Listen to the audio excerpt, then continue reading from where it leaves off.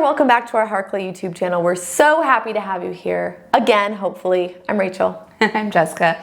We are the Certified Occupational Therapy Assistants at Harkla, and today we're going to give you 3 strategies to use in the classroom for any student struggling with executive functioning skills. So first of all, if you don't know what executive functioning skills are, or if you are new to the concept, if you're new to like an ADHD diagnosis, we're going to have you refer back to some previous content that we've shared to learn a little bit more about executive functioning skills, because today's video is really going to focus on 3 specific strategies that you're going to hopefully incorporate into the classroom, the homeschool, the daily routine schedule, wherever you're at. So we're not going to really talk too much about what the EF skills are. We're just going to jump right in and give you some strategies. Well, maybe we should just briefly describe it. Just really quick. Okay. Essentially, executive function or EF skills are those higher level cognitive thinking skills in our prefrontal cortex, and they allow us to plan and organize and control our emotions and control what we say before we say it, which is really hard. But what we often see is that kids with ADHD, with true ADHD, they really struggle with those executive function skills because that is what ADHD really is. So when we're looking at executive function skills in the classroom specifically, these students are going to struggle with reading and writing, completing assignments, staying organized, and oftentimes we'll see like big emotional outbursts because of these underlying challenges.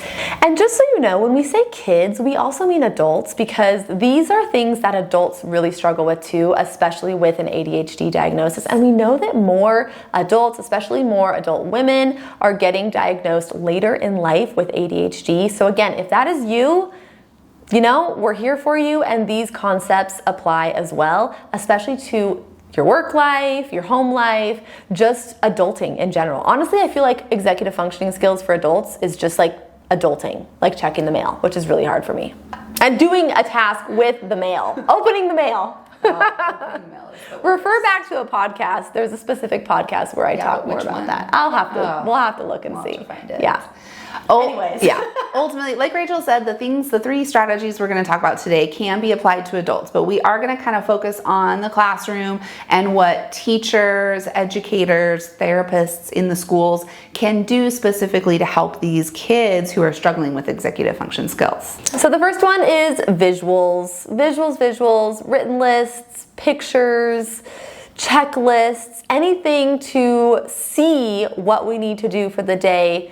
Check it off the list, cross it off, erase it, move it on. Having that visual of what needs to be accomplished, how to accomplish, seeing what has been done, organizing the list based on priority. Those are all really key skills for executive functioning. Those can be practiced, those can be improved, and visuals, lists, all the things should be incorporated every day.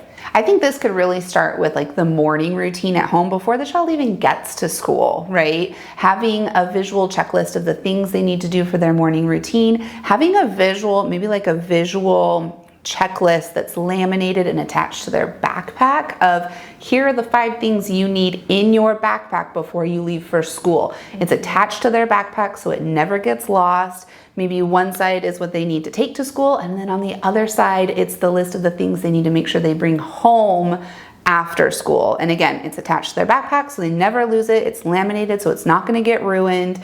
But that's a great way to help your student, your child stay organized in between home and school. Yeah, and another one would be taking a picture of what the desk looks like when it's perfectly organized, what it should look like, laminating that picture, taking a picture of the binder when it's fully organized as well, laminating that, putting it inside the binder, taking a picture of the backpack. When you open the backpack, this is what it should look like. When you're putting away the toys at home as well, this is what is inside of this bin. Put a picture, laminate it on the outside of the bin.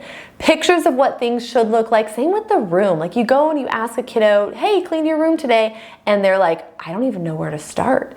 If you have pictures of what a clean room looks like, or each section of the room, that's a visual guide for them. That will make just an absolute world of difference. The second strategy is to use a metronome when you are incorporating incorporating new concepts, new lessons, new math ideas, new spelling words, new memorization lists, any of those things that are going to require the use of working memory for your students, use a metronome when you are teaching it, when your students are learning, reciting, practicing, because that multisensory approach of using that auditory input from the metronome really does help the brain keep that information and then pull it back when it's needed. Exactly. So any activity that you're doing, not only learning activities, but movement activities, bouncing and catching a ball, throwing and catching, jumping jacks, jumping on the trampoline, if you have one, jumping on the floor, left foot, right foot. I think I said crawling already. Really any movement activity you can incorporate with cross crawls, that's what it was. Any movement activity that you can include with the metronome is going to be really beneficial. The last one we're going to share with you today is to incorporate novel or new movement activities that focus on improving self-regulation, executive functioning skills, things that are challenging to the brain, that are new to the brain. ADHD brains love and crave novelty. We're not saying that if you're struggling with executive functioning skills, you have ADHD or your child does, but what we know is that the novelty, that dopamine rush, is extremely beneficial. So adding in different types of movement activities as part of the sensory break routine, the transitions, anytime you're incorporating those movement sensory breaks into the classroom, which you are doing multiple times throughout the day, of course, make sure that you are trying new movement activities, new exercises, things that are incorporating both sides of the body, upper body and lower body, incorporating a metronome so you're adding that auditory component. Anything new or different that you can add each week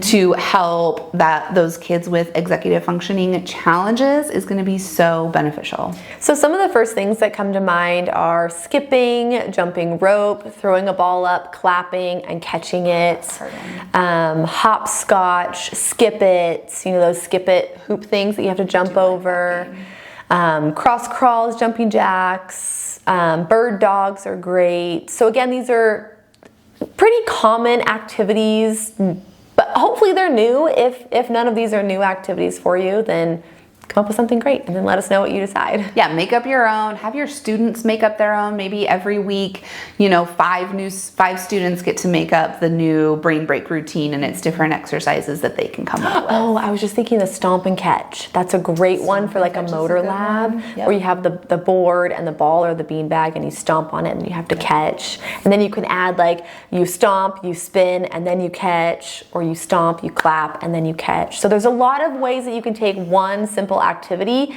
and modify it, change it, make it super challenging. Even balloons, balloon volleyball, balloon games, writing letters on balloons and, looking at it while you hit it, spell it. This is where my brain goes. It's just like... We do have a lot of other YouTube videos where we give you different activity ideas, different activities for bilateral integration, for the metronome, for all kinds of things. So you can just scroll through our library of videos to get new ideas to incorporate into your brain breaks in the classroom. Yes. We do have a great research article, a meta-analysis that we found about executive functioning, self-regulation skills. It's great. Definitely take a read if you're nerdy like us and enjoy that sort of, enjoyable reading at the end of your day. In your spare time, because it's not long. No. It's pretty long. We'll link it in the description there for you. If you liked this video, if you thought it was helpful, if you're going to incorporate some of these activities, strategies into the classroom in the coming school year, let us know. Leave us a comment. Make sure you like this video and subscribe to our YouTube channel. And if you need more strategies, more ideas, because we haven't given you enough already, make sure you check out our podcast. It's All Things Sensory by Harkla. You can find it on all major podcast platforms, and it's on video now, and it will be on YouTube. What? Make sure you're following us on Instagram. We're at Harkla_family, as well as at All Things Sensory Podcast. We share a ton of information and activity ideas there. Yep. And with that, we'll plan on seeing you next week. We drop a new video every Tuesday.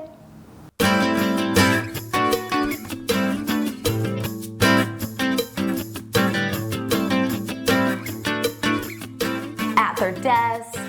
I just spit a little bit. You're probably going to be able to see that on the camera. I'm so sorry. Just kidding. Just get so Start over from the beginning. I know.